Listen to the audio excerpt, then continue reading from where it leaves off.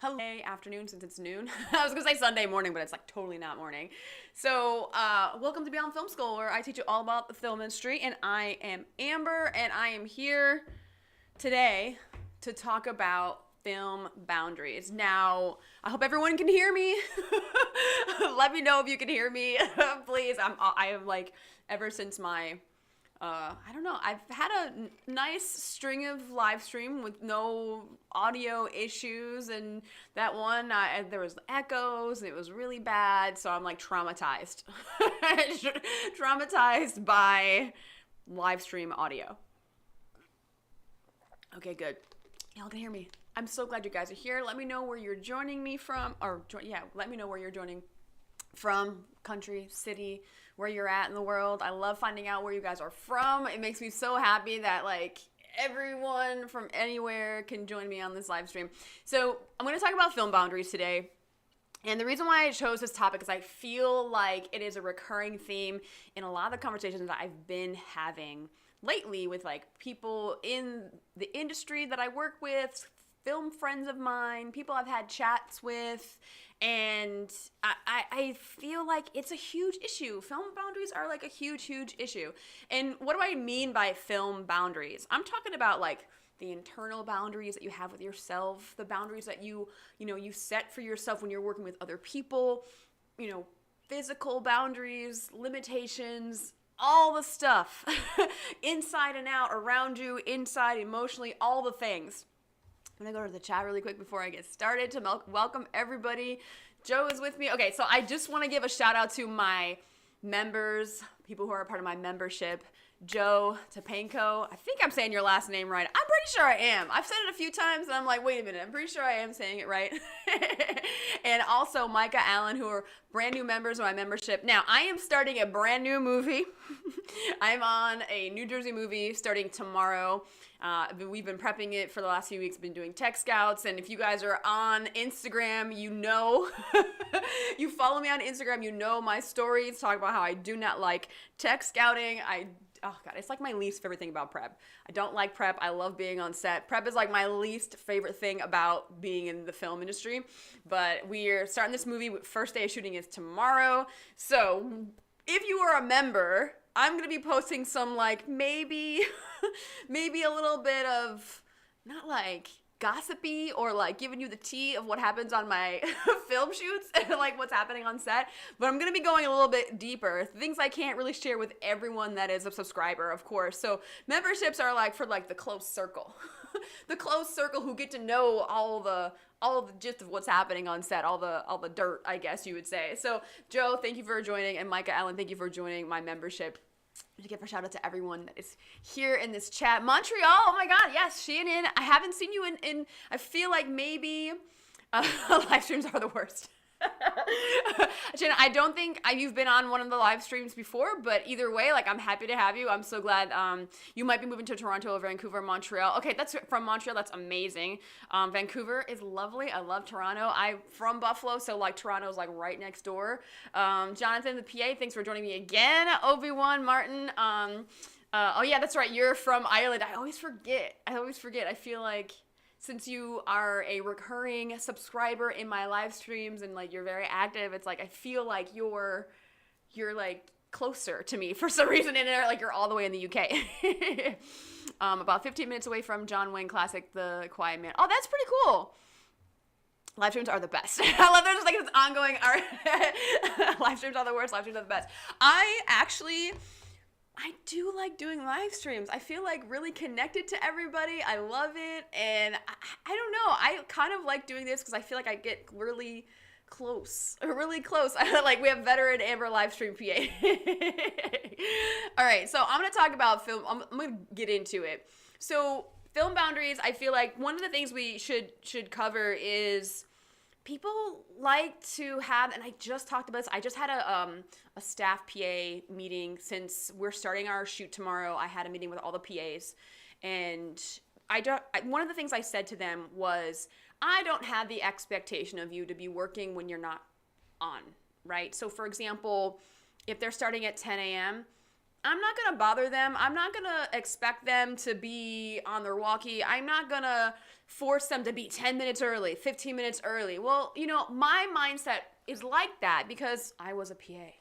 I used to get paid $10, $11, $12, whatever it was, $15 an hour now, more recently, in the last few years, $15 an hour. Now, because I get paid peanuts as a PA, I'm in the DGA now, which is like, bless. I have been blessed with getting into the DGA, and I've worked hard to get there. But man, being a PA is definitely a struggle, right? You guys know what I'm talking about. Those of you who have been PAs out there, you're getting paid minimum wage, and it's very, very hard. So how dare I, as like your leader or your boss or your AD or whatever, to expect you to be working when you're not being paid, right? I am not in the mindset of trying to make you work when you're not being paid, especially because you're hourly, right? ADs, we're paid daily. Most people are paid on a daily rate. A lot of people are paid on a daily rate. So it literally doesn't matter if I'm there early or they're late. Like, I'm still getting paid the same, right? But for PAs, you are paid hourly. So I never expect anyone to go above and beyond and being like, I want you there 15 minutes early, because that's a mindset. I want to say it's an old school mindset. And I know a lot of people out there will debate me on this. I know for a fact I will die on that hill. I am sorry. PAs do not get paid enough to be there 15 minutes early, because if you add that up, 15 minutes early every day, that's adding up to like at least an hour and a half by the end of the week, right? 15 minutes, you're an hour and 15 minutes by the time you get to Friday. And then people are like, no, 15, 20 minutes early. Well, then now we're going into an hour that you weren't paid for. And yes, we're talking about that's an extra $15 in your check. But when you're getting paid peanuts, all those small pennies add up. And I swear to you, I stand by this. And just the other day, I'm talking to my first AD because I'm second on this movie that I'm on. And I was trying to get like a cool like TikTok video from him, but he like couldn't think on the fly. It was really funny. But I asked him, I was like, what are some of the things that you expect from your PAs? Like, what are your expectations? And one of the things he was like, I want them early. I want them 15 minutes early. I really do a good like impression of my first AD. But I was like, yeah, sure. Because I don't believe in that. I do not believe in working when you're not getting paid for it. And as a PA, I did not work before my call. Did not. You're not going to get extra work out of me. You're not going to abuse me. And I set that boundary for myself. You're going to get upset with me that I'm not there early. I'm sorry, what is my call time? If you want me there 15 minutes early, make my call time 15 minutes early. Excuse me. I am starting a movement and I don't care. I told all my PAs on my staff meeting today, I said, I don't expect that from you. But what I will tell you is that other ADs might expect that from you, but I will not be bothering you before your call time. I will not. Will not, point blank, period. And a lot of people, I feel like they are forced into that mindset of, I have to be early. I have to go in and put in more. But if you think about it, if you keep giving more and more and more, people, it's like a slippery slope, and people will take advantage of it and they'll try and get more and more out of you. So you have to set those boundaries where you're like, no, this is my call time. That's what it is. That's what you get. And if you want more, then you got to pay. You have to pay. And a lot of people, I don't know how you folks feel out there, because there is a risk, right? I just had a conversation with a friend of mine last night about how her AD was like, yo, why are you not here early? And she's like, excuse me, like my call time is this. And she actually is brave enough to stand up for herself, whereas other people are not. And I know there's so many people out there who actually have such a hard time with saying no to people, with saying, I'm not doing that, or I'm not in yet. I will definitely 100% tell all the people that, oh wait, I'm not in yet. And they're like, oh, okay. But also, I'm a bit more confident, a bit more outspoken, and some people tend not to question me as some other people, because it's all about the persona you're putting on and the confidence you have and the self-esteem that you have when you're setting those boundaries for yourself. So, and I think it's all encompassing, but as soon as you realize your worth and you don't let people take advantage of you and you're like, no, and I'm going to get into my secret sauce a little bit later to like try and combat all this stuff. But The boundaries you set for yourself are super, super important because people will take what they can. They will always take what they can from others. Always, no matter what. And especially in film, because we don't have a lot of time, we got a lot to shoot, and we don't have a lot of money. Remember those three things. Like, we don't have a lot of time, sun's going down, we don't have the money to do what we want to do, so it's always, what can we do to get the most out of the crew for the least amount of money and the least amount of time? And it's always going to be that battle, no matter what, because I feel like, and even with producers, if I flip it, and I think about the producer side of it, where it's like, well, yes, I want them there 15 minutes early because then I'm getting 15 minutes of free work from that person and they're prepared and maybe it runs more smoothly or whatever, right? That's 1 hour they don't have to pay throughout the week, and times that by like, I don't know, 8, 9, 10 PAs, that adds up, right? That's $150 at the end of the week. That's like $500 by the end of the month, if you think about it. So like these nickel and diming type tactics it's definitely a thing. And when you think about your bottom line, how much money do you have to make a movie?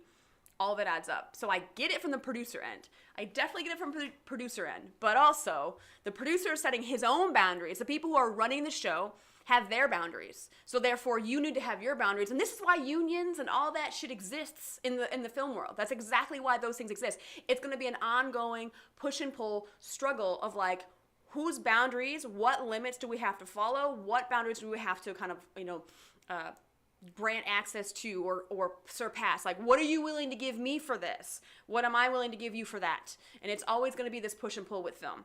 So you as a person who is working on a set, you have to set your own boundaries and have like I don't want to say like come to Jesus moment, but you have to have a moment with yourself and be like, am I willing to keep doing this? Am I willing to keep giving my all? Am I willing to kill myself over that, over, whatever you're working on? So I'm gonna go to the chat really quick. There's some things. Okay. Let's see. We get the, if you're early, you're on time. Yes. So Obi-Wan Martin, like, if you're on time, you're late. And if you're good, I hate this. If you're early, you're on time. If you're on time, you're late. If you're late, good luck getting called back. I understand this speech. I fucking hate it. I hate this with a passion. That is not how I work. And maybe people are like, yo, we like working for Amber because that shit just makes sense. I do not like it. And I told my PAs this exact thing. I was like, I don't care if you're early. If you want to be early, that's on you. You want to be early. I will not tell you not to be early. If you want to be early, that's whatever you want, right? But what I will say is this. I will not bug you. And as long as you have your walkie on, your surveillance is in your ear, and you're ready by the time you're in, that is on the call sheet, I have no problems. I have literally no problems. So if I'm talking to my background PA and I say, Ileana, are you set up? Is the background blah, blah, blah, and it's like 10:01 and her call time was 10, and if she doesn't answer, then it becomes a problem. That's when I have a problem. And that's where I'll be like, listen, like this has to be adjusted. This has got to be adjusted. We got to do it, right? So for me, I just hate that so much. Jonathan the PA, how does overtime pay work in the US or PAs or anyone for that matter? So it depends on if you are on a union show that's doing like payroll, or even just an indie can be doing payroll as well, right? If they're on a payroll company. Because sometimes if you're paid indie, where like they're giving you like a personal check or something like that, then it's kind of like you just get a daily rate and that's it when you're doing certain indies. So for example, I could be hiring, as a producer, I could be hiring like 5 PAs, right? And then I say, well, we're going to give you $200 a day. And sometimes 10-hour day for $200, that's great, right? But then you go to like 14, 16 hours, you're like, fuck, my hourly just kind of went down, right? You're not getting paid for the overtime when you're on those types of movies, right? So when I know that people are getting paid by like personal checks of not doing payroll, I try my hardest to make sure that like as a first to get people out. Like we planned a 10-hour day, we planned an 11-hour day, then we have travel time. I will make sure, I will invoke the power of Jesus to make sure that we wrap on time and I get people out of there because I want to respect their time and I want to make sure that they're not that the producers are getting their money's worth, but also I just want to make sure that I'm respecting my crew enough to let them go and not overwork them for the money that they're getting paid. So when it comes to payroll, when you are doing payroll, when we're all like on a payroll company, then they have to follow like the real laws, the legal laws, right? So as far as overtime is paid for the PAs, we do the 210, so $210 for 12 hours, right? So that is like $15 an hour, then $22.50 after 8 hours. So that equals 210. So after 8 hours, we do overtime. So anything after 8 hours, the PAs get overtime. And that's even if they're like working like just one day. So that's how payroll and overtime work for the PAs in the US. I don't know how it works anywhere else, but if it's a payroll company, anything over 8 hours is you are getting time and a half. So Shannon, I was on a freelance film, I was a freelance film editor and I had to push back on a ton of requests. Most clients are insane. And that is true. And as an editor, and only because I was an editor for a PR company and I was an editor for like a couple of different like shorter things, like a little short film here and there or whatever. Like I did a little bit of editing. So I understand where it's like the client will want like 4, 5, 6 rounds of notes. It's like you get 2 rounds of notes. You get 2 rounds of notes and that is it. After that, this project is out of my hands. This is the final that you're going to get. So like whatever, you have to make sure that you set that boundary and you say whatever notes that you want to give, like you have to make sure it's all there. One email, we're going to take care of the first round. We'll do it again. We'll re-edit it and then we'll take care of that second round of notes. Like they get crazy with the notes. And then it's like I already, on an editor standpoint, I understand this struggle with the boundaries is very, very hard because clients are asking for anything and everything they can. Any and everything. Shannon, so how old are your PAs? I mean, the PAs, like the staff that I have right now are like, some of them are in their 30s. I have some in their late 20s. I'm trying to think of all the ages. I have some in like mid-20s. I've had PAs in their 40s. I've had PAs in their late 30s. So, I mean, they're not like, I barely get any PAs who are like 18, 19, you know? So, there's a range. There's a definite range. And I've had people, they were in the indie world, then they decided to go in DGA world, and then they're like 45, 50 because they have to gain their days into the DGA. So, it's wildly all over the place as far as ages are concerned. So yes, thank you, Obi-Wan Martin. Thank you for agreeing with me. Yes, Jonathan PA in Norway PAs range from 18 to 25 years old. Yeah, we're all over the joint over here. Like, you gotta be at least 18, 100%. But also in the indie world, I've dealt with PAs who are like younger and they're like interning through high school, which is like, that's great too. If you want to hop on and whatever, and they were paid and whatever, and they were allowed, I think they were legally allowed to work. I have no idea. But indies, you get like all types of stuff. All types of people. Like, I did a feature film and I had my niece help me and she was like 15 at the time. And she loved it. She was like, oh my God, this is the best experience. And then when we wrapped, she cried and it was like separation anxiety. She's like, oh my God, I had so much fun. So it was a good experience for her, thank God. Because it could go definitely either way when you're that young. My caps locks is stuck. My percentage of working in film is standing around versus actually working. What's the ratio? How do you pass the time? What percentage of working is standing around? Okay, so this question I definitely think is gonna be, it varies per position. If you're a director, a DP, a first AD, a second, or a key PA, you're working like almost the entire time. There's like no downtime for you. It doesn't exist. For example, if it's hair, makeup, and wardrobe, I would say you're working your ass off, being pressured in the morning to get the actors through the works. Then you're going to like rush to set, do last looks, and then you're watching the monitor, make sure they look great on camera. There's a little downtime depending on like if your actor, the person you're assigned to, is on screen. If not, then you have a little bit. But sometimes like you don't have time to walk away in hair, makeup, and wardrobe at all. So when the actors are on set, if your actors are working, then you're definitely working, you're on set. Not a lot of downtime for them. So as far as like grip, electric, and I would say set dressing. I would say props, but props kind of falls into their own thing. So grip, electric, and set dressing, when we turn around, when we have camera setups, when we are not rolling, that's when they're working. So when we start rolling, those departments have a little downtime. They're like they're just waiting for the next shot so they can set up, and they have to move, gear, lights, camera, all that stuff. Camera, I would say for camera, the downtime for them is like not a lot. And that depends on if you are a camera operator versus a loader. So if you're a camera operator, you're like constantly working. You might have a little downtime when they're setting up, but then they also need the camera operator for when you're setting up. So you're setting up the shot, you're getting your framing, whatever. So you're working a lot. So first ACs, you might have a little downtime when there's some setup, but it's not a lot. Second ACs, a little more downtime. Loaders, your downtime is usually when they're rolling. Not a lot of downtime for certain departments. For PAs, it depends. The downtime for PAs would be when you're turning around, when camera's moving. So, your key PA is like setting the lockups. They're looking at the frame. They're, making sure the director has this and make sure the writer has this. Like, it depends on the position 100%, who's got downtime, and the ratio is wildly different. So me, when I was a base camp AD, I had a little downtime when the actors all left and they went to set and they were all ready. But like in the morning, it was absolute chaos. I was like running around doing so many things. Then they all got ready 100%. They were all there for rehearsal. So like, okay, then I can breathe for a little while.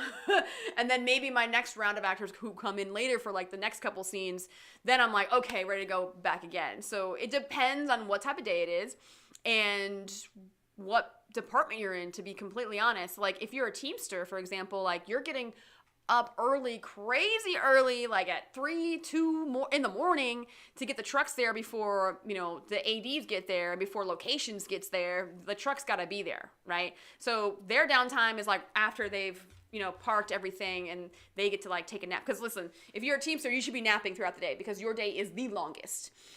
It is the longest, and they are the ones driving. And there was a show in Albuquerque just recently, just had someone get into a major car crash because the Teamster did like an 18-hour day and like fell asleep at the wheel. So like Teamsters, their downtime, they need to be sleeping on their downtime to make sure that they are well rested for when they actually have to drive at the end when we wrap. So the ratio question, I kind of went on for a little while only because it's a very nuanced answer. There's no black and white of it. And it depends on what department you're in, what's happening that day. So it definitely just depends. So how long should you be a PA? So Shannon, I would say everyone has different goals. As someone who works in film, like my goals change too. So it depends on like what you want to do, how often you are talking about your goals, like how often you are talking to other people in the department that you want to be in. So it depends. I was a PA for, I feel like forever. I started in camera. That was in 2008, and then I was like kind of on and off. Then I walked away from film for a while. Then I like got distracted by people who I were in love with, and and then like I worked in film distribution, and then I worked in the TV station. I worked on a cruise ship, so there were a lot of like on and off things that were happening. So I mean, I could say that I started working in film in 2008, but it was a lot of in between time. Where when I think I started really being a PA, and I started to actually like was an additional, started focusing on like I wanted to be in the DGA, couldn't keep fucking around in the non-union world. I was like, I gotta get into DGA, I need my days. So I like really started focusing. Like I think I was a PA for like a good, if I start from when I was a staff PA, 4 years.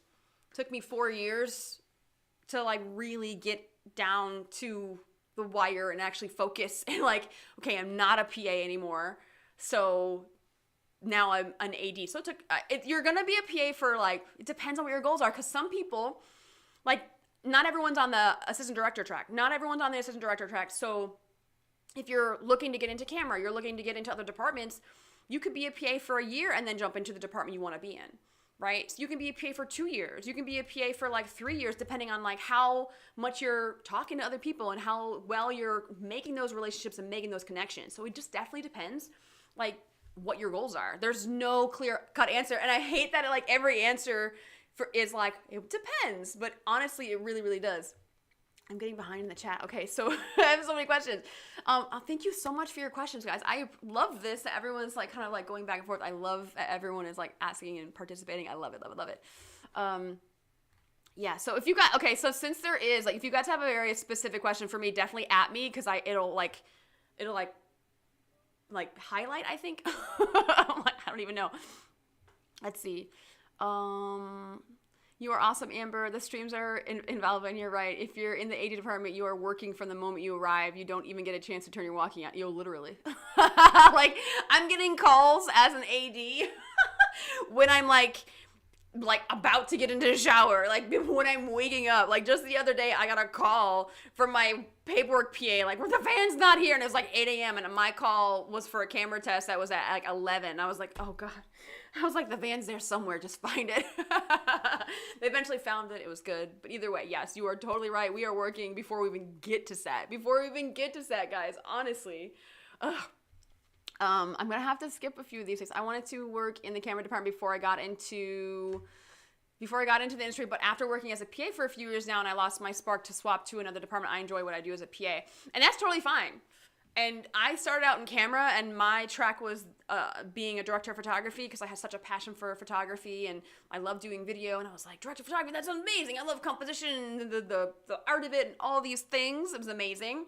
But then I was like, I'm not a gearhead. I just don't care. I don't care about what camera I'm using. Just put a camera there. I'll figure out what the shot's gonna look like. We'll figure out what the lighting can do. Like, I switched gears, and people honestly are like, why did you switch from camera to assistant director? Because I love having such a wide view of the whole scope of the project and all the departments. Like, I have like that bird's eye view of everything. That's the way I think about being an AD, because we have our hands in all the departments, and like we can directly affect the flow and the morale. It's like, oh, I just love being an AD. I'm sorry. Let me just stop.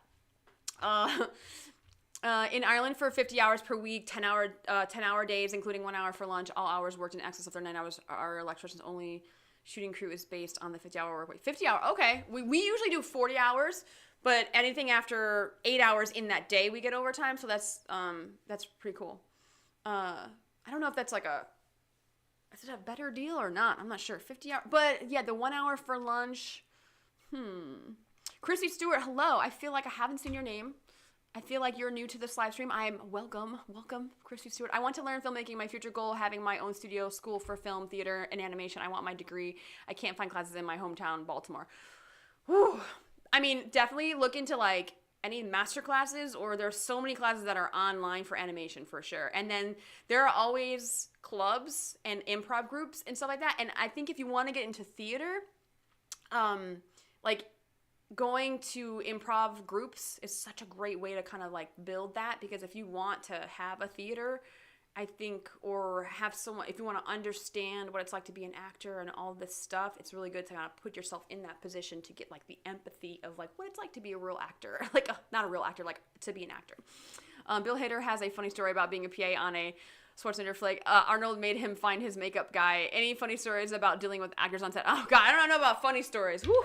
I always tend to remember the crazy stories, but well, maybe if something comes to mind, I'll definitely share it with you. But at the moment, I'm like, I have no idea. Funny stories. Oh my God. What are the most creative positions on set? Shannon, the most creative positions on set: the writer, director of photography, producers sometimes. But yeah, so director photography, writer. Those are the trifecta of the creativity, and then sometimes producers. But then actors as well. That's a creative position, 100%. And your production designer, creative. Your wardrobe designer, anything that has design in it, 100% going to be the most creative things. Your people who work in the art department, like all of them folks are creating stuff, and they have to figure out how to make the world work and how to like, it's all, I feel like it really is. Like, even when you're thinking about, some people are like, oh, but being an assistant director is not creative. Well, I have this background. I got to get real creative with their storylines to make sure the background is doing the right thing in the scene to create the world and to sell you the world that we're building on screen. So it depends. And also creative solutions for all the problems that come up on set. Whew. I mean, if you ask me, all of it's creative. But I know what you're asking. Like, some people are like, oh, well, the creative, you're thinking like writing, directing, being performative and stuff like that. Crafty must be creative. Yo, yes. And I feel like maybe that might be a little facetious, but like definitely, Jonathan B. Crafty must be creative, because people get bored with the food that you're given every single day. And if they do the same thing every day, they really got to be creative with their like snacks and their meals that they're going to give people. That is no joke. Like facts right there, Jonathan, facts. So just to continue with the boundaries, the next thing, so I talked about time. Your time as a boundary is definitely a thing. I fully support people who are, they don't want to be talked to until they're in. No problem. I got you. No problem. Time is a thing. The other thing is going to be responsibilities. When you're in the world of film and we don't have a lot of time, we don't have enough crew, because I feel like you never have enough crew. There are going to be moments where someone's going to ask you to do something that isn't really in your job description. And maybe you are that person that goes above and beyond. Maybe you are that person that kind of like spoils the actors or the producers or the writer, or, you know, your assistant directors are above you or whatever. You want to go the extra mile. But what ends up happening, and this is kind of like maybe a personal story of a friend of mine, where there was like the schedule was kind of not messed up or flip-flop, but someone got COVID. One of the actors got COVID. So this actor was not available for the schedule that was made. So then they had to like shoot around the actor and then bring the actor in once they were cleared from COVID, and they had to reshoot some things with that actor. Well, they had to, I know we're talking TV, so like different set of ADs is going to be for even episodes, different set of ADs for the odd episodes. So what ended up happening is they had to like combine some days, where they were shooting some of the old episode where we had to cover the actor for, you know, the COVID issue, and then also they were shooting some of the next episode. So the first AD was not on, who was on the last episode, right? He's going to be prepping for the next episode that he's doing. So the other episode AD was on, and the writer had a huge problem with the fact that the first AD that just finished his episode shooting, that he didn't like give like a personal like, hey, just so you know, I'm not going to be on set. It's going to be the other first. Now, if you're asking me, that's like a personal courtesy. My throat is getting really dry really quickly. It's only been a half an hour. Usually it can last a lot longer. My voice can usually last a lot longer. So the writer was upset that they didn't tell him personally, even though a call sheet went out, the prelim went out, all these emails went out, and he got upset and he said, why didn't you text me the information? I felt really left out. Well, to be honest with you, it's not the first AD's responsibility to tell the writer like, hey, I'm not going to be there. It's a courtesy if you think about it. Like, hey, just so you know, heads up, I'm not going to be there. And because he forgot and he was in prep mode and he was focusing on the other episode, like he really was like, oh shit, I kind of let that person down. And I know that there are a lot of people out there, myself not included, who are people pleasers. They want to do everything they can to, and this comes down to a validation issue and self-worth and self-esteem. They just want to please people around them to get the validation that they are good enough. And that's definitely like, that's a deep-seated internal thing that makes people want to be people pleasers. So, and this does happen in film. I mean, I feel like film is a world filled with very eccentric, very interesting, very unique types of people. And I feel like we're all the misfits of the world, just like all on set together. That's what I think of it, because I'm a very strange cat. I'm gonna let you know. Some people, they got weird quirks, and I love all the different types of people I meet on set, and we all got issues. I feel like we've all come together and gravitated toward this world for some reason. We're all very unique, I think, and we all got some issues, y'all. We all got some issues, and when you combine that with the stress levels and the rushing and all the things that go into filmmaking, it just makes it magnified, whatever your problems are. So if I have an anger issue, and when the stress of film, and I'm speaking about an anger issue because I do have anger issues, and I thank God I haven't been angry in a long time. I'm in such a good place right now. But before, when I had anger issues, that would just magnify every time I was stressed out on set. Like, I would just get so angry if things didn't work out or someone was a dick to me or whatever. Like, and the first thing you should just know that you should not take anything personal, because that's how you deal with a lot of the stress. People get stressed out because they're taking things personal. And with that exchange where that writer said to the first, like, oh, why didn't you tell me? Like, first of all, who are you talking to like that? First of all. Like, second of all, that is a courtesy. Third of all, I've been spoiling you. And now that I've taken back and just gone to regular responsibilities, you think I'm not doing my job, which is like completely false. So there's a lot to be said about when you go above and beyond and you're spoiling the people around you and you're doing more and more and more and more, they expect more and more and more, right? So think about the things that you're doing that are going to cause people to think like, oh, well, this person did that for me, so I'm going to assume when they're on to another show, that whatever position that is, like, oh, well, this first AD did this, but why are you not doing this? Because that first AD did it for me, and you're not doing it for me. So I think there are definitely, like, real clear responsibilities, and I know the first AD, like, I know that he wants to go above and beyond, and he wants to be there for his crew and everyone that's around him, and he wants to be informative and whatever, but also, like, he's not thinking about that day because that day got lumped into the other episodes, right? So it's not, I don't know. I told him not to take it personally because that person just, was expecting way more, wanted to be spoiled, and that happens a lot in film. You go above and beyond for these actors when you're a first team PA. You go above and beyond for the director and for, your first or your second AD, and you're like, wait, but I'm killing myself for what? That's not even part of my job. So making sure that you know what your responsibilities are, and not to say, because a lot of people do want to do a little extra because that's how they keep getting, called back, and, that's how they keep getting more and more jobs. And I've kind of find it a struggle myself because as a second, I feel like the people who are my bosses, the key second and the first AD, they know that I'm going to do a lot. They know that I'm going to hold a lot of the weight when it comes to the PAs, or they know that I'm going to have those conversations. I'm going to have those tough conversations with some people, or those confrontations. Like, I'm ready for a confrontation. I will tell you that. When I'm on set, I am ready for you to yell in my face. I am ready for that conflict, because if I have no fear, you want to scream at me, please go ahead. Please go ahead, because I am ready to go. I am ready to be like, excuse me, why are you so upset? But I know that people like to work with me because I do go a little extra. But I also, if I know I'm being spread too thin, I will say my piece and be like, hey, you guys got to pull your weight now. If it's too much for me, like, no way. Like, we're a team, and I'm not holding this up on my own. And that's something that people who are like really hard workers and they want the validation and there are people pleasers, that's a struggle for them. Making sure you know your boundaries and you know your limits to the responsibilities that you are fulfilling when you're working on set. Let me go to the chat. I feel like we got some things. Okay. Stunts are creative too. Yeah, 100%.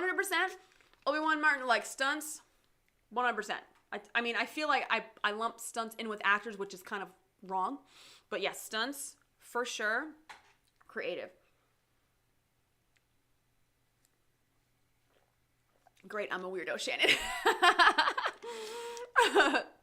A bunch of strange cats sharing one litter box. The Walking Dead. This is a fact.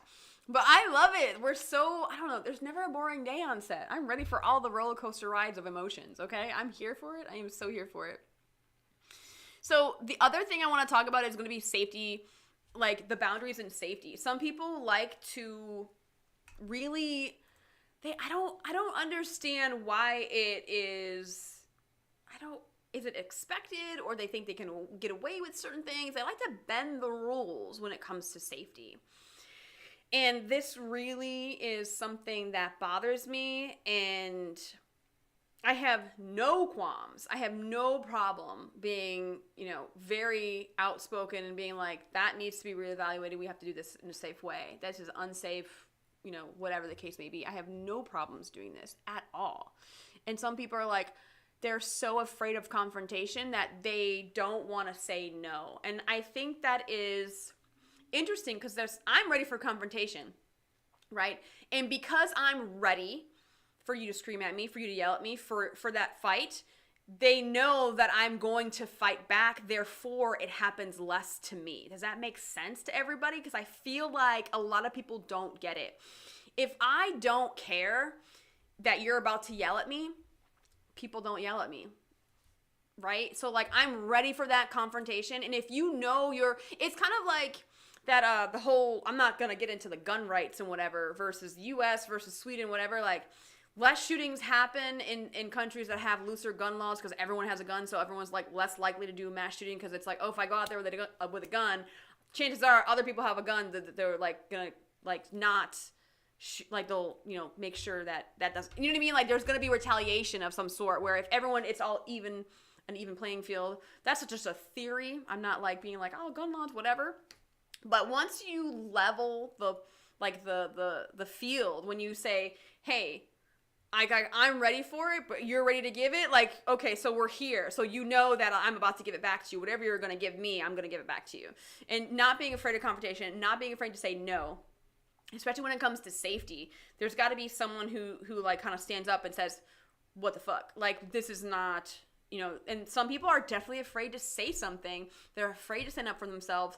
But also, I feel like a lot of people, they will tend to stand up for others before they stand up for themselves. So if you could turn it around, even this like cool little mental game that you play with yourself. And sometimes this works with me. Like, and a funny example is like, I'm gluten-free, I have celiac disease. So when I go to a restaurant, I tend not to bring up that I am, I'm celiac, whatever. I'll just ask like certain questions like, does this have bread, and then I'm like very subtle about it. Whereas like my friends are like, no, but she's gluten-free, she's celiac, so she needs this and this. Like they'll stand up for me before I'm like very outspoken. Because for me, I feel like because I have certain dietary restrictions, that I'm a more difficult customer, therefore I don't want to be rude, right? So, but my friends on the other hand, they're like, no, they have no bones about like being super outspoken about it. So when you can turn it around in your mind and you can make it seem like you are standing up for someone else, it's easier to do. So, but you're standing up for someone else, especially when it comes to safety. If it comes to safety, it's not just about someone else, it's about you too. Right? So if you find things that are unsafe, like, oh shit, I'm kind of scared in this situation. If you say something, guaranteed there are other people on set who are like, this is kind of like, this is not safe. This is shiesty as fuck. Like there are other people who are going to be thinking that. And a lot of times, a lot of people think that they are alone in the feelings that they're feeling, or if they're afraid of something. If you are thinking a certain thing or feeling a certain thing, guaranteed in a room of 20 people, there's going to be at least 2 other people who feel the exact same way. 100%. I'm going to go to the chat. I love this. A bunch of strange cats sharing. I just love that. I love that. I'm more of a dog person. Okay, Obi-Wan Martin. I am definitely a dog person.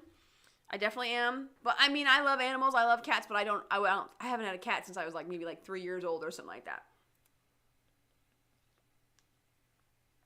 Shannon, this is a really good question. And anyone who can like weigh in this question, I would please share, because I feel like that's a really good question to ask people. And when I made a video, about film industry exposed, and I talk about like you're most likely going to be the only one out of your family friend circle that is in film until you actually get your film family, right? So when you work in film, you gain a lot of friends in film. But when you're starting out, you're like the only person that works in film. So the question, are your friends, family, girlfriend, boyfriend supportive with you being in film? What I will say is this: when I first started, now I went to college, I got like a media production degree, like concentration media production, but a communications degree. And wasn't like traditional film school, wasn't anything like that.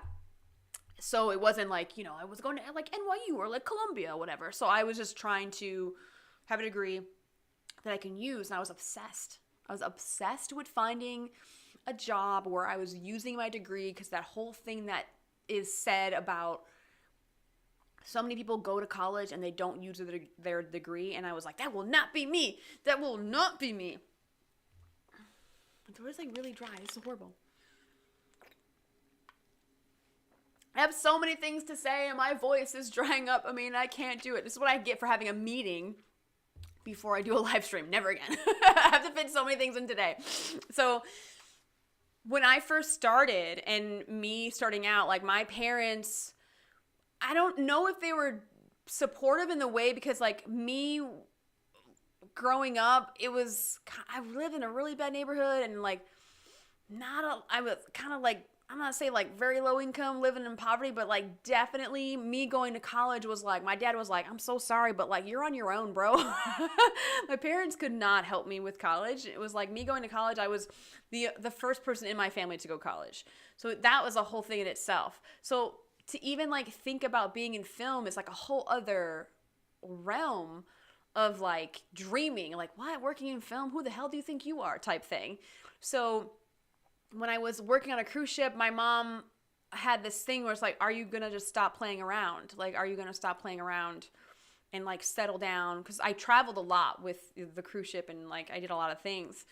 And then because I initially left to LA to, get a film job, and my mom didn't like that.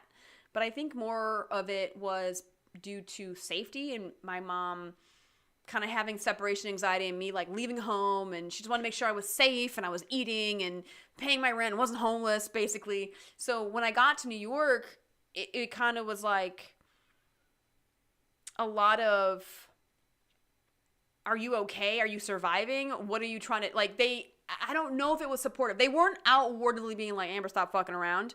But my sister was very supportive. Like, my sister knew my dreams, my goals and stuff, and she was really supportive. My parents, on the other hand, they were just like worried that I couldn't pay my rent. They were just worried about my well-being, and I think they really, really wanted me to get like something really steady, because there's a lot of, I guess, question on whether or not you can actually make it in film and make a living. And it's because it's freelance and you're on gigs and you don't have that like that classic, I'm at a company for 30 years, but like, let's be honest, no industry of like any field like that even exists anymore. You can't have a job for 30 years, where some people are thinking like, yeah, you need to make sure you lock down this job and stay there, where like for me, that's like my worst nightmare. So working in film, it depends. Like my, people who I was with, they saw me to be really ambitious. So they were like, whatever Amber decides to do, she's going to do it, whether you support her or not. So that's kind of like the mindset that I had, where I'm going to do what I want and I'm going to get what I want no matter what, if I was supported or not. But I know that there are so many people out there who are like, you are ridiculous for having film dreams. You are not being realistic. Well, let me tell you what, there are thousands upon thousands of people working in film all over the world, in the US, in Canada, in India, in the UK, in every part of Nigeria, everywhere. There's like a film market, okay? And all those jobs have to be filled by someone, right? Someone's got to be working in film. Why can't it be you, right? When people are like, I want to be a director. Oh, I know that sounds ridiculous. If you really want to be a director, someone's got to direct these damn movies. I don't want to direct. I love working in film, but I don't want to direct. Okay? And there are so many people who are very, very, very unhappy because they're not following their dreams. They're not following their creativity, and they went into a field that their parents wanted them to go into, which is like the worst. It is like the worst. So what I can say is that my parents gave me the freedom to decide what was best for me, because they knew deep down, because I was so rebellious. They were like, Amber's going to do whatever Amber wants to do. Thankfully, they gave me to be, they were at least at a distance where they weren't like, you should be doing this. Why are you not doing this? Because based on like their childhood, and they didn't even graduate high school. And all they wanted for me was to graduate high school. So I had already surpassed any of the goals that they had for me. The bar was set really low, folks, okay? My parents did not graduate high school. My dad got his GED. He went into the military. My mom did not. She dropped out of high school too. So like they wanted us to graduate high school. After that, whatever you want to do, go for it. It's pretty much what we had. So there were times where they worried about me, but also I've already surpassed what they wanted me to do. So after that, it was like, I guess do what you want. So Shannon, I hope that answers your question a little bit, because some people think that you can be ridiculous about it, but some people are going to be like, yes, if you want to, go for it for sure. And the long road that I took Like, finally, there's like some like vindication where it's like, yes, I did it. I got into a union that gives me health care. My caps lock is stuck. Is everyone in film following the Baldwin shooting? Yes, I am. Should they be? What was your first reaction to that news story? No, the whole thing is that I still have conversations with other ADs, other PAs, other people in the industry that are like, I'm not really sure why the first AD went and grabbed a gun off a fucking table and gave it to an actor. Like, that's not how things work in like when there's a real armorer. It's not, I hate to say that. I just said a real armorer because I guess she was inexperienced, but she wasn't near her table of guns and stuff like that. So that whole thing is such a sad, it's very, very sad that had to happen. It could have totally been prevented. And I've definitely seen some unsafe things, but unsafe things as in unsafe things happen when you try to take all the safety precautions that you can. You have harnesses, you've looked at the gun, you've looked at all these things, and you try to take every precaution to make sure everyone's safe on set. Like, as an AD, like my absolute worst nightmare is like having someone hurt on set. Like, it would be really hard for me to, like, if I was that first AD. First of all, if I was that first AD, I wouldn't have never did what he did. Not to talk shit, but like I wouldn't have done what he did because I have worked with like special effects, explosives, guns, fights, chase scenes, like all of these crazy stunts that you need for a movie to look fucking great. I've worked in those scenarios before, so I'm like, that whole scenario, like it's just sad that it happened. It 100% could have been preventable, and I think the story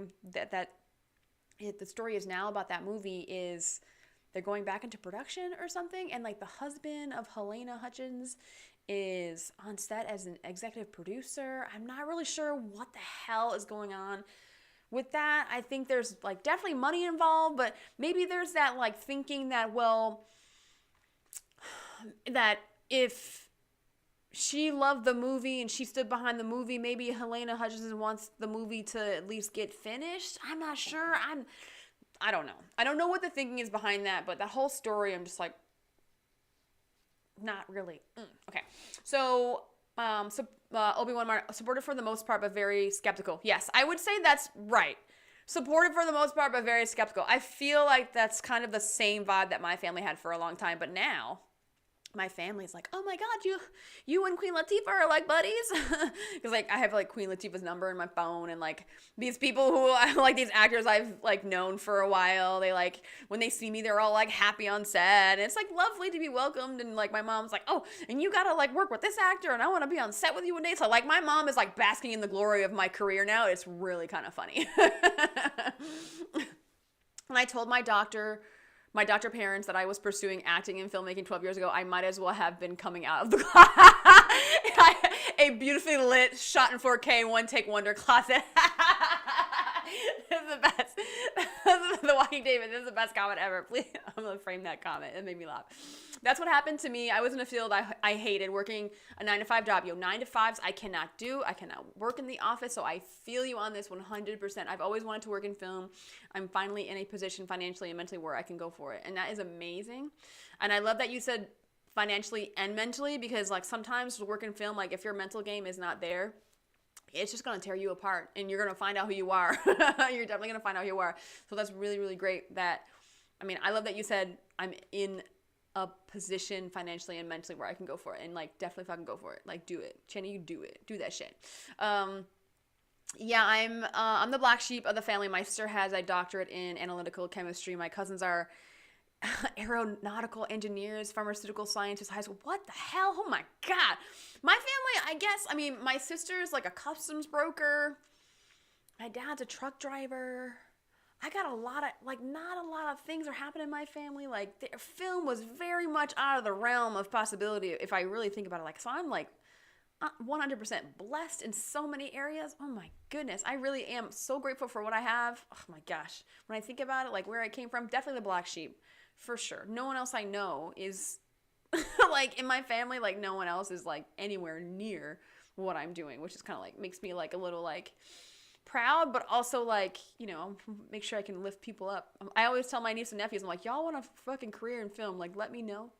Because my niece Cheyenne, she liked when she worked on set with me, but she's like, I'm not ready to be comfortable with being uncomfortable, Amber. I'm like, that's the number one thing. Like, if you gotta be comfortable with being uncomfortable. If you're on a film set, you work in film, you gotta be comfortable and know who you are, first of all. But some people, they already know, they know it's hard, so they're not ready for it yet.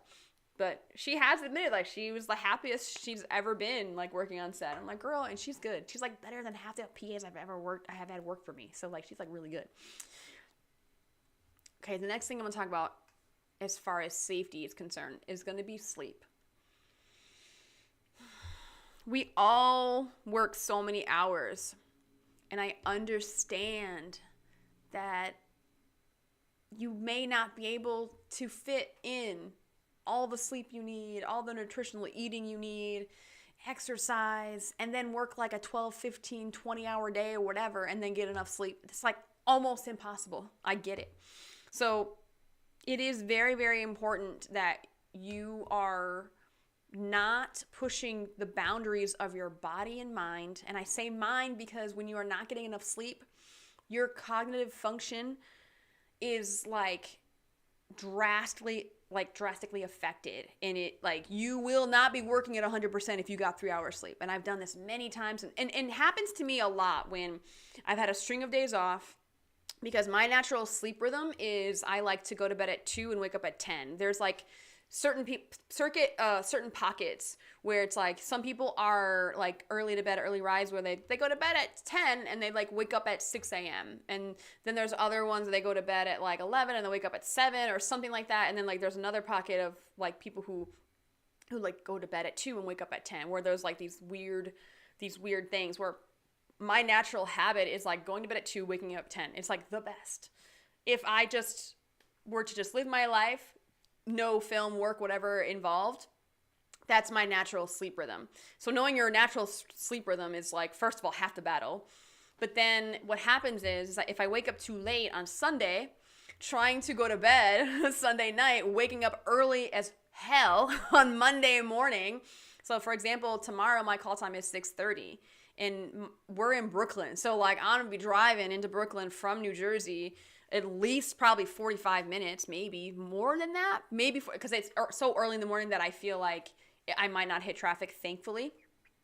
But I always end up Sunday into Monday getting the least amount of sleep because I just can't fall asleep because of my natural rhythm. So it happens. I understand. Getting enough sleep is super important though.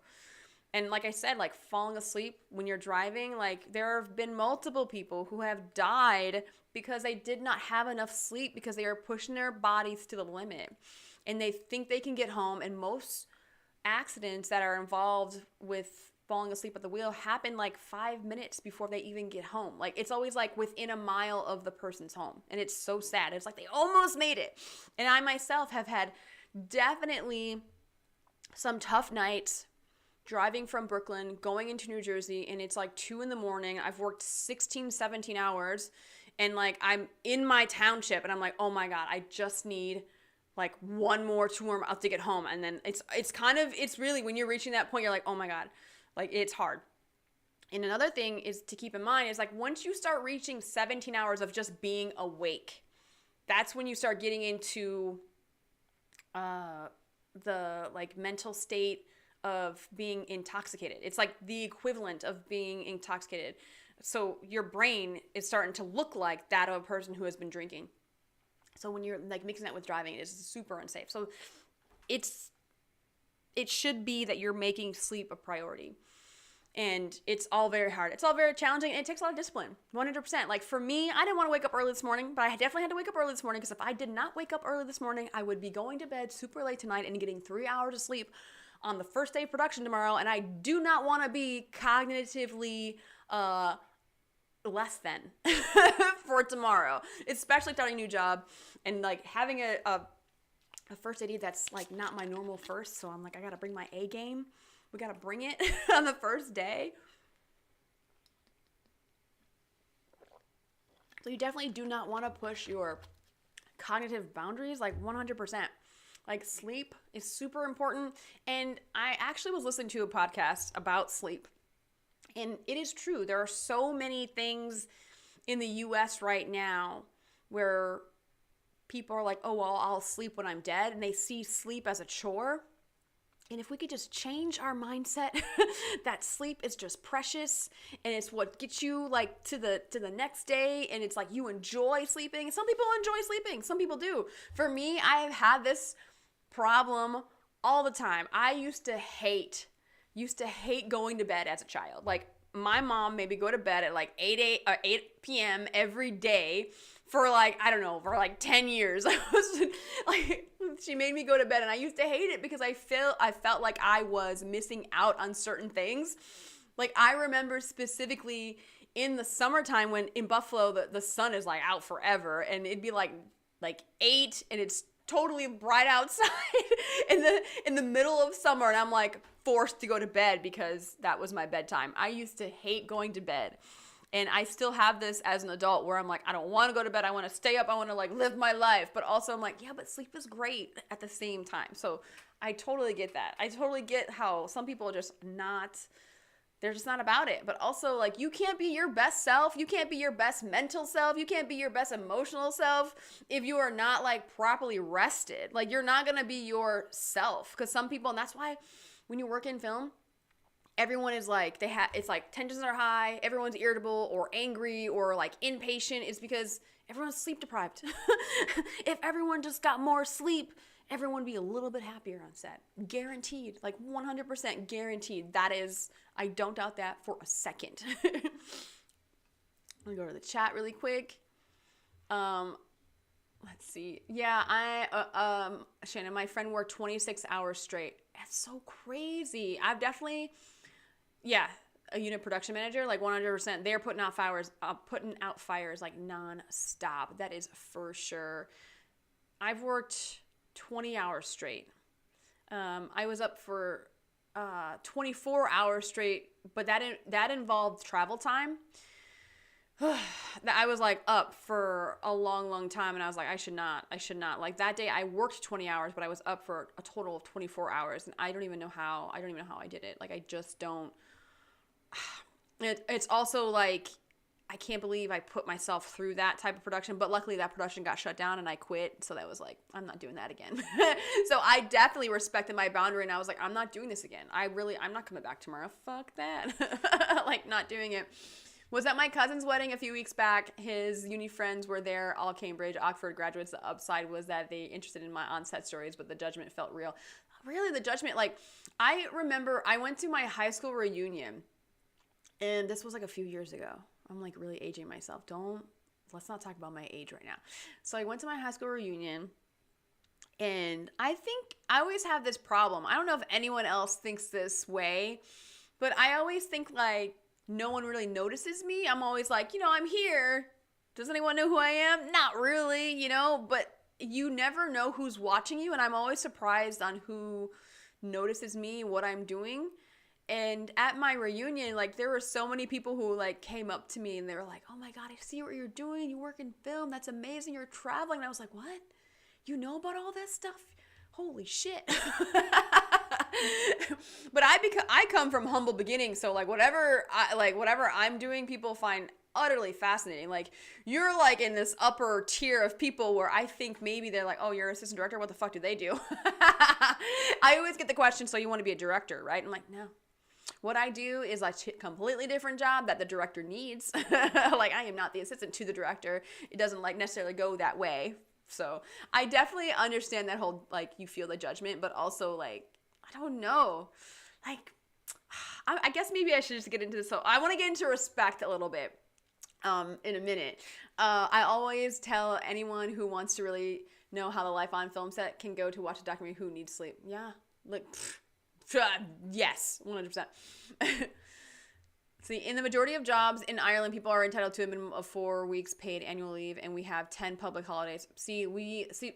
I feel like with us in the U.S., yeah, I never understand the U.S. culture of work till you die. That's so, I mean, it's so weird. We're weird about so many different things. Like, sex is one where we're like very prudent, but then like we're gonna like work our fingers to the bone, and we're like so dedicated and like making sure we work. I'm like, why? I don't understand. Probably because like the corporate mindset and capitalism and like very, very fierce here. I don't understand. I don't know where that comes from either. Like, I don't understand. So for me, that whole, when you said you have like 4 weeks off of paid annual leave, that does not happen for us. For me, I take it upon myself to make sure in between gigs, I'm taking 4 weeks off, 5 weeks off. Like, when I finished The Best Man in July, I went on like a fucking 6-week vacation and I loved every second of it, okay? Like, I was living my best life. I could give a fuck. I probably lost out on a couple jobs, but I didn't care. I did not care. I took my weeks off and I enjoyed my life. And that is like my goal. I'm like, I refuse to make, first of all, I refuse to do a job that I do not like. So I honestly love what I do in the film industry. I love being on set. I love working with the team. I love like doing the things I do. I love setting background, doing with director and whatever. Like, I love doing that. So I refuse to work in an industry that I do not enjoy. The next thing I refuse to do is not take vacation and enjoy my life and travel, because I love to travel. I love to run. I love to read. I love to write. Like, I want to make sure that I make time for all those things I also enjoy. Because, like, I'm sorry, like, I love working, but also I love a lot of other things too. Like, and people always forget, like, their little habits. Your little habits to keep you happy and your mind in different places. And I just feel like they forget about all the little things they love doing.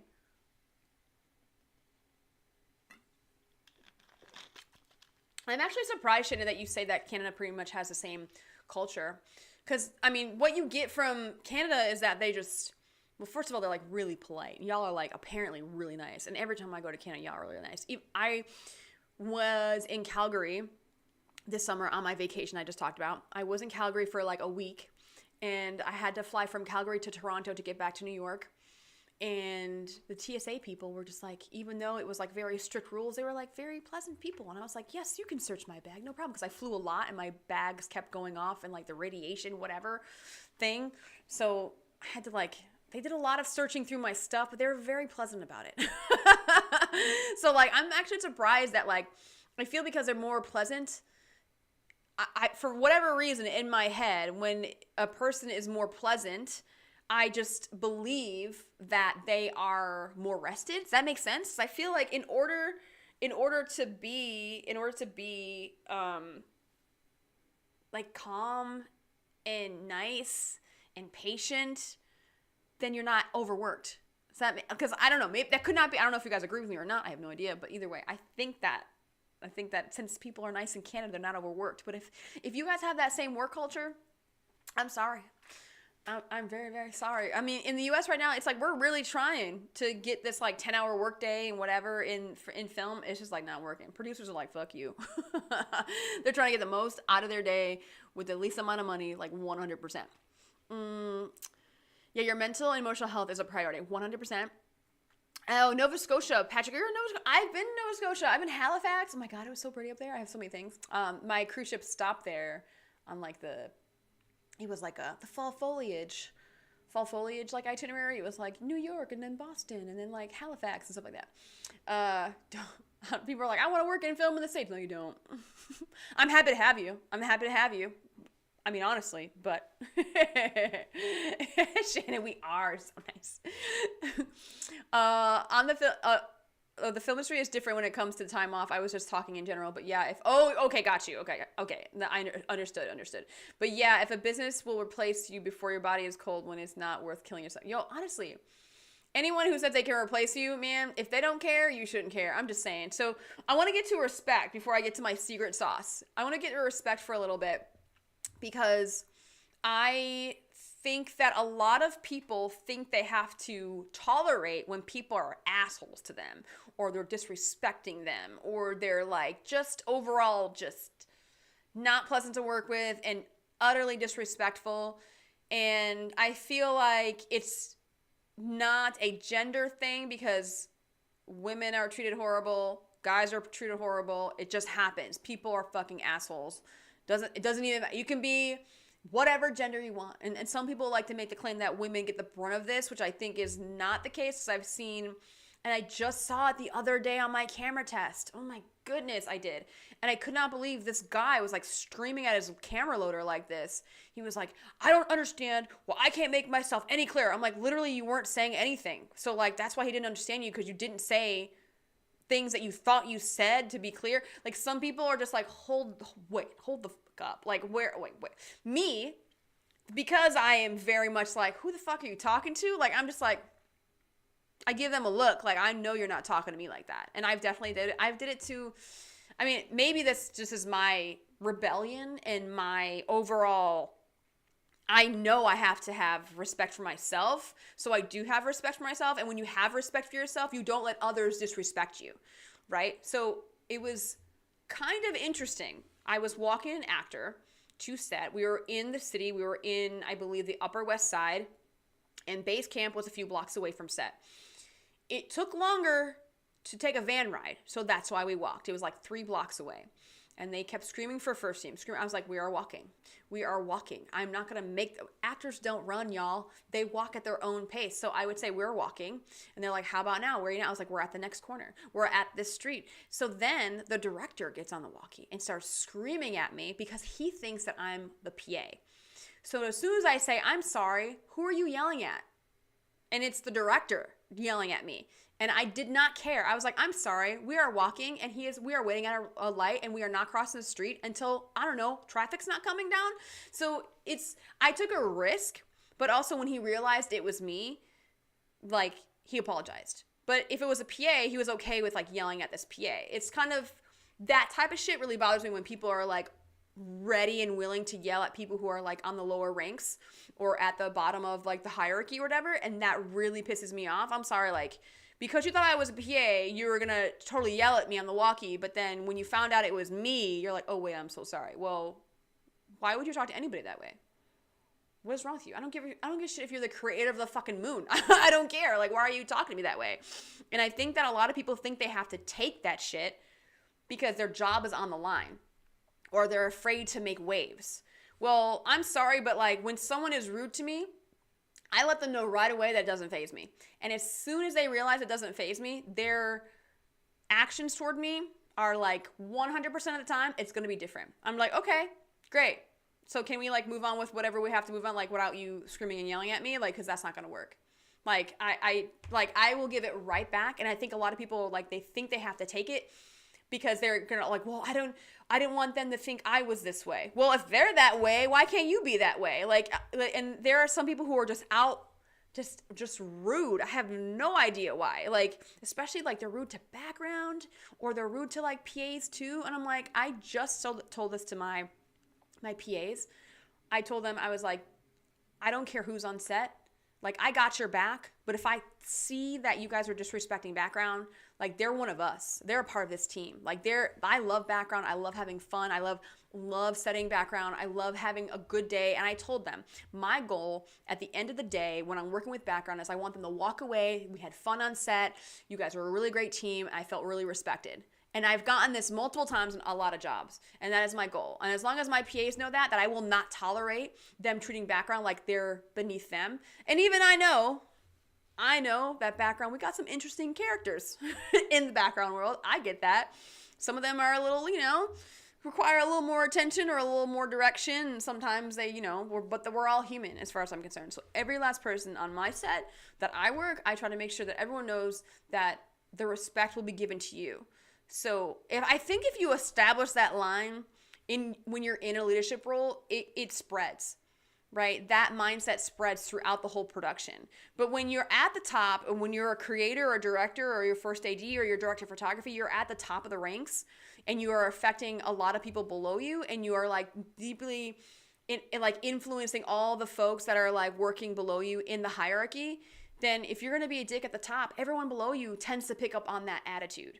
So my secret sauce, the most powerful state that you can be in when you're setting boundaries for yourself, when you're, speaking up for yourself, speaking up for others, is being willing to walk away. When you do not care about the job, whether it's there or not, like you love what you do, right? So I'm not talking about like not caring about what you do. You love what you do. But if you are willing to walk away to respect yourself, that is so powerful. You can just be like, okay, you're going to treat me like this. Fire me.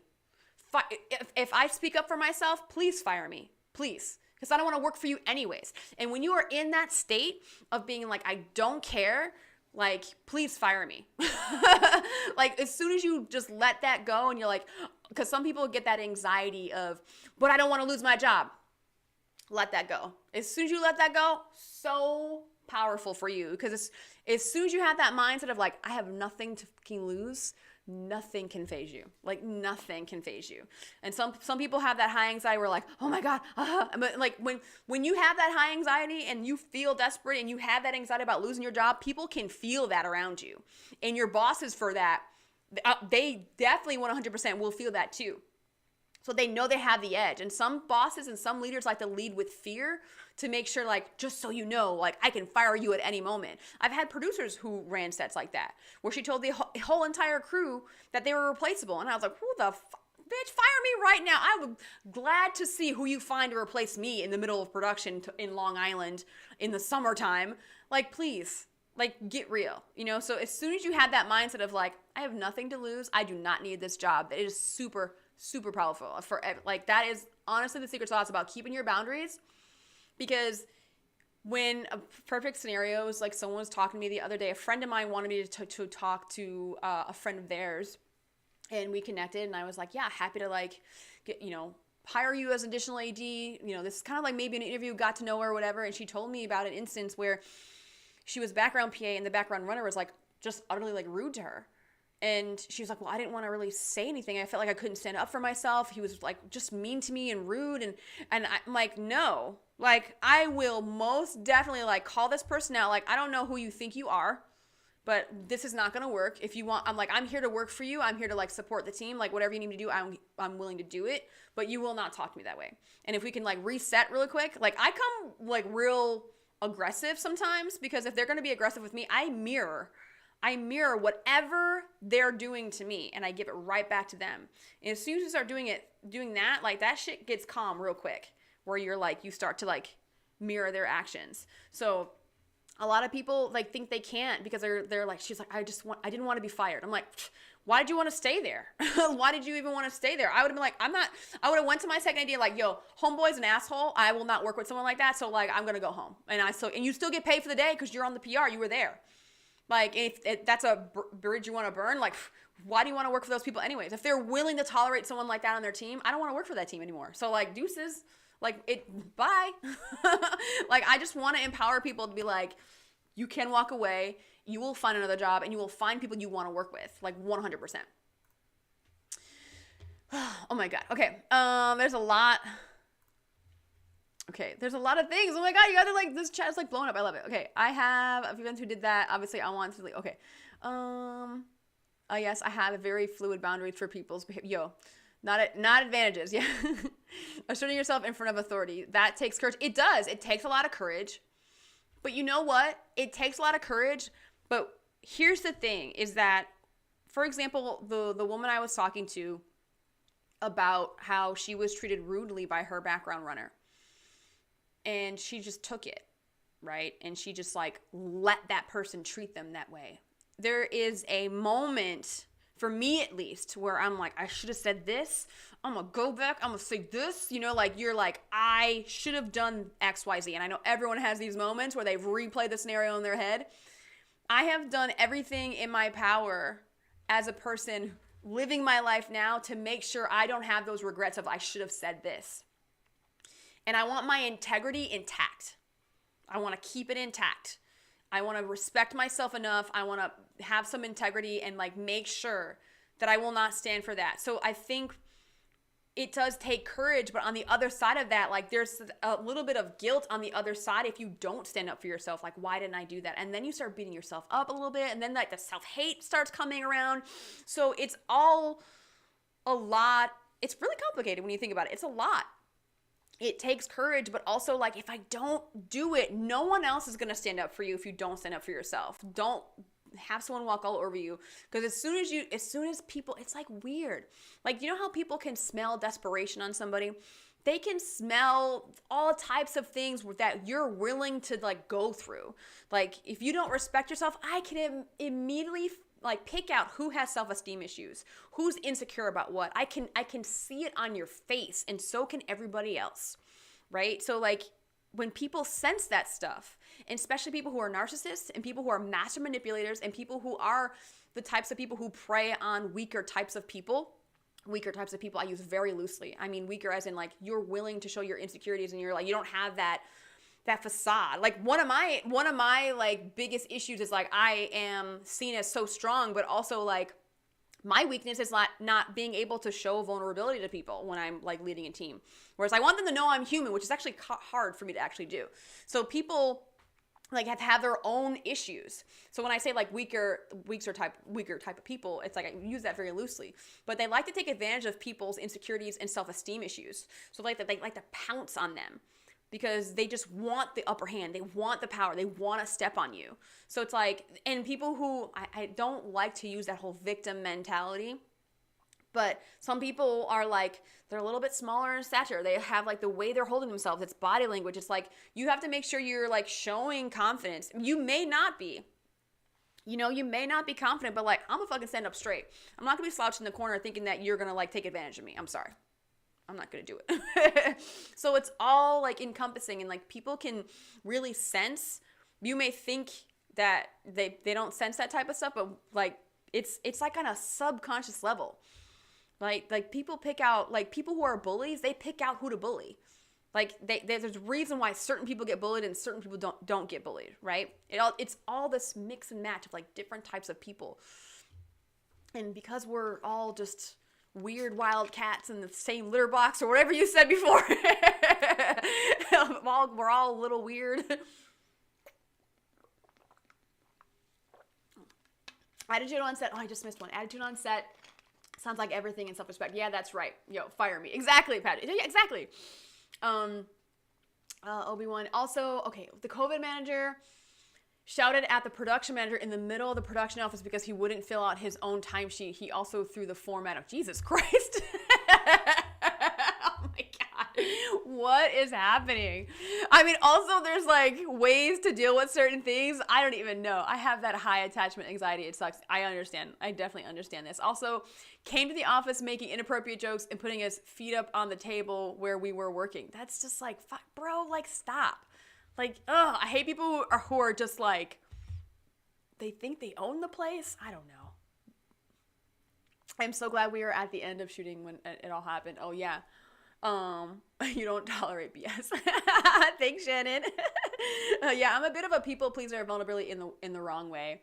Yeah, so like there are a lot of issues that get definitely magnified and taken advantage of when you're on set. I feel like for me, mine was like my bad attitude and anger, like 100%. Like, my temper was so bad, and I had to do a lot of inner work to get that, like, tamed for so many years. It really, like, takes a lot to, like, know yourself.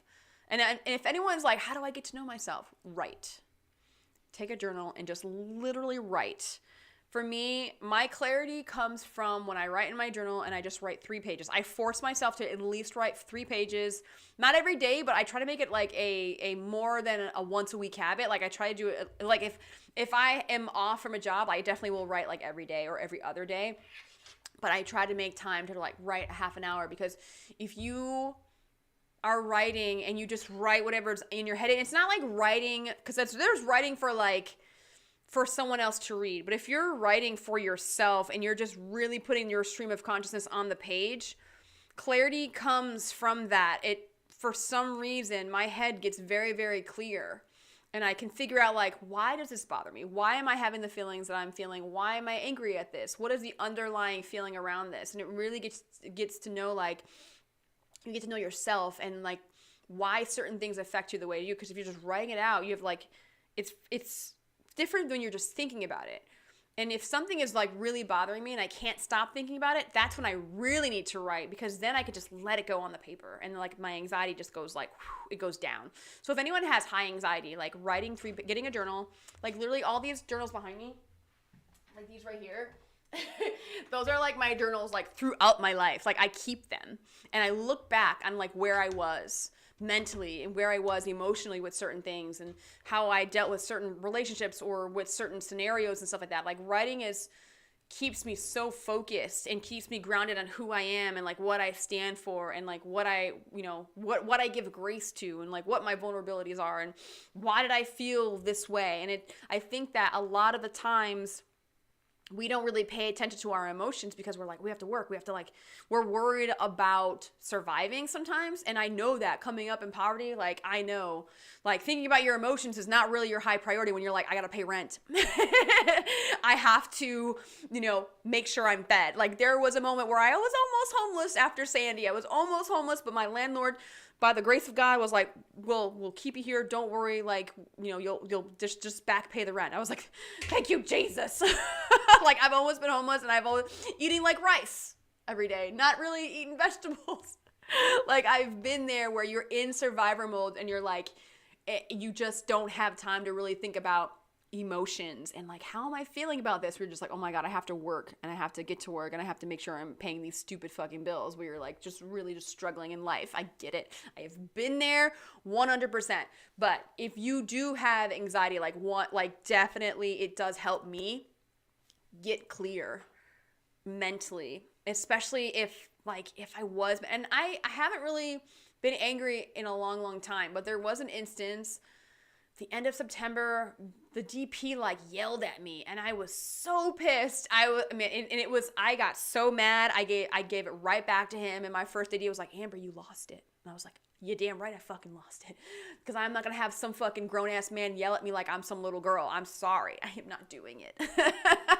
But she still appreciates me. She thought I did a good job outside of that one little thing where I lost my temper. I'm like, I'm sorry, but I'm not going to take that, But she knows that. So, that's why we keep working together. So, I still regret not standing up for myself when my former boss screamed at me. I felt like I had to go through that in order to never deal or tolerate that behavior.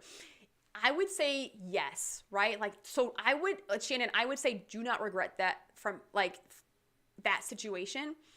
Because we're going to go through a lot of shit, a lot of hard stuff in our lives, and we have to go through that adversity to really pinpoint what we can and cannot do and what we will and will not tolerate as well, right? And what we can learn from those scenarios.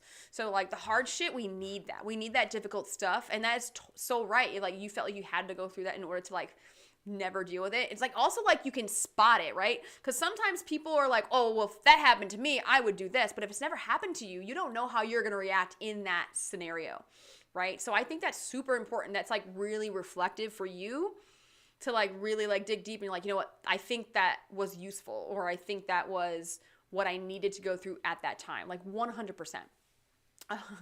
Power hungry people, yo, for real, Patrick. Yes, power hungry people, honestly, if you have a temper and you're super disagreeable, you're at an advantage. You're at it, really? If you have a temper and you're super disagreeable, you're at an advantage. Are you? I don't know. Yes, I've heard journaling is really useful for finding who you are. I'm in survivor mode pretty much all the time. Well, for anyone who's watching this, if you are in survival mode and you are struggling, it does not last forever. You will get to where you want to get, and I wish the best for everyone. Whatever dreams and goals you guys have, I just know that I'm rooting for all you guys, because there is enough space. There's enough space for all of us to succeed in all the things. And people are like, yeah, but film is really competitive.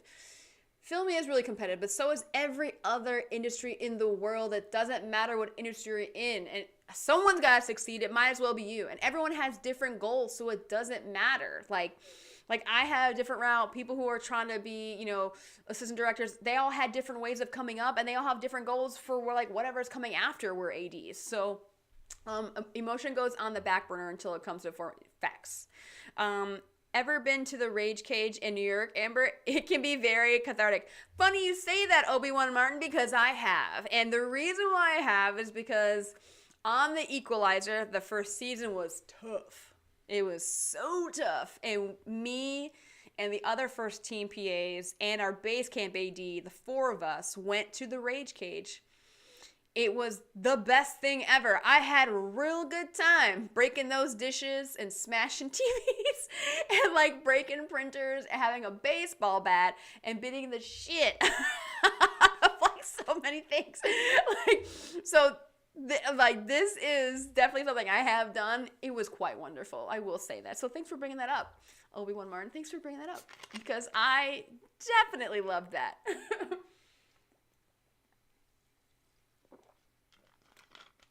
Okay, so if anyone has any last questions, I'm happy to take them, but I'm gonna be wrapping this up. But what I wanna just like reiterate is like set your boundaries, know who you are, know what you want to do, and just make sure you respect yourself, you have integrity, and you just don't be afraid. Don't be afraid to walk away, because I feel like some people feel like they just have to stay in a horrible situation. Fucking walk away. Respect yourself enough, keep your integrity intact, and just walk away. Nothing, it's like not worth it. If you think about it, it's really, really not worth it. There are some things where you're like, okay, this is challenging.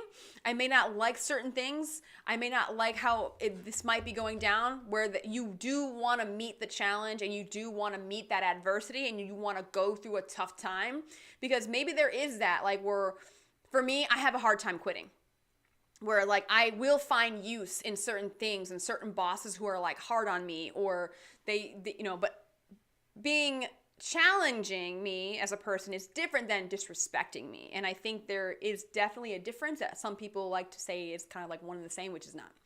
Challenge me, like, some people will experience certain humiliation or embarrassment and be like, oh, well, I was embarrassed, so like I have to, well, I'm sorry, like maybe you are just embarrassed because like you might have said something and like me, like people who are learning a new language.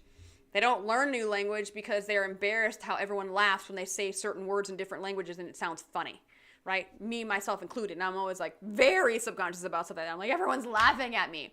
But also like, who cares? If you're able to laugh at yourself, like it's not that big a deal, right? So it's all about like knowing yourself is like number one for figuring out what your boundaries are and what you tolerate. But honestly, safety, there is no bending the rules for that. Safety is like 100%. Like I will tell my PAs that like there are certain times where you shouldn't say something. When it comes to safety, always say something. And if someone's being out, like just no reason disrespecting you, just being mean and nasty to you, say something. Say something. Or even like write it out or something. You got to figure out a way to either get through it, which is like shitty, or at least call that person out. Because what I will say is this, people who are dealing with bullies, because bullies, it does not stop. It doesn't stop when you're in high school or like when you're in grammar school. You have bullies throughout your life, because bullies in school grow up to be adult bullies, right? So like that stuff doesn't stop. Bullies look for, like, when you call out a bully, they are less likely to bully you because you know you're not one to be fucked with. You're like, I'm sorry, no. So calling them out, don't be afraid of competition. There are a lot of people who are definitely afraid of competition, like 100%. I get it, but you cannot be afraid of competition. Go out and like have a scream match with someone, guys. Definitely, just do it. No, I'm just kidding. Don't do that. Okay, I am wrapping this up. Thank you so much for joining me, everybody. I appreciate you guys commenting and joining me on this live stream. I really appreciate it. I don't know, since I'm on this movie, videos might be a little far and few between, but I'm gonna try and post shorts as much as possible and like some other types of things. It's just, it might be a little less, but also if you guys, my filmmaker gift videos, I don't know. I'm just real excited about that video. I love it so much. Like I made a whole list of like cool gifts to get filmmakers, and I don't know. I really liked it. So yes, thank you so much, Shannon. Thank you so much. Oh my God, so happy I found Shannon. Oh, that's good. I have my first PA position. Okay. Good luck, Shannon. You're going to kill it. And if you ever like keep me posted on all the things, on like just give me a comment, send me an email if you guys have any questions. I'm always happy to answer. I'm here to support you guys in your film career. So thank you so much, guys.